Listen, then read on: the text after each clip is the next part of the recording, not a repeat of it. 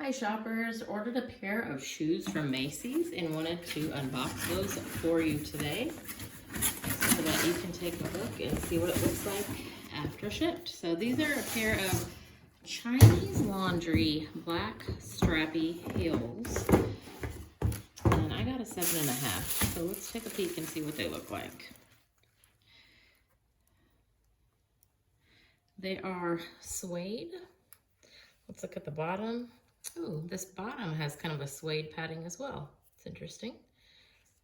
Nice little stiletto heel, little ankle strap, buckles a circle.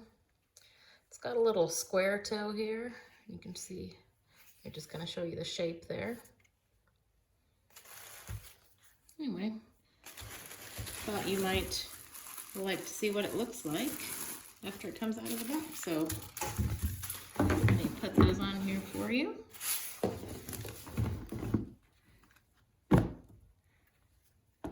There you go. Hope that helps you make a decision if you're debating about these. I'll go ahead and put a link at the bottom so that if you're interested in snagging a pair, you'll know how to get those. Thanks for watching.